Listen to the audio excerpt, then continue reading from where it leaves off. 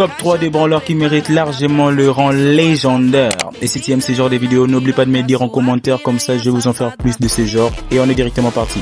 En troisième position, je vais vous mettre Gaël avec ses attaques qui peut littéralement ralentir les personnages autour de lui. Et son ulti lui permet directement d'éloigner n'importe quel adversaire tout en lui faisant des dégâts. C'est incroyable. Personnellement, j'aurais bien mis en légendaire, mais bon, on ne peut rien faire pour lui. Sur ce, on passe directement au top 2.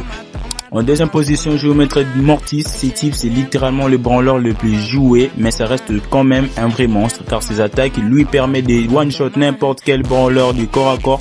Comme si ça suffisait pas, avec son ulti, il peut enchaîner les dashs, c'est vraiment incroyable. Sérieusement, Mortis, c'est un branleur très prometteur pour le rang légendaire, mais comme il est mythique, je l'ai dit et je l'ai dit, on peut rien faire pour lui.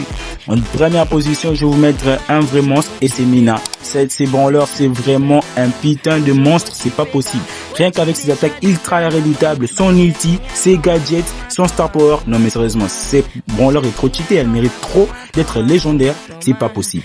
Comme si ça suffisait pas, elle a eu récemment une nouvelle hypercharge, son hypercharge est démoniaque les gars, c'est pas possible. Elle peut lancer littéralement 3 tornades qui peuvent rebondir dans les murs. Non mais son ulti là, c'est pas possible. Rien qu'avec son hypercharge, elle peut littéralement battre toute une équipe entière à elle seule en vrai. Et ces branleurs méritaient trop d'être classés légendaires.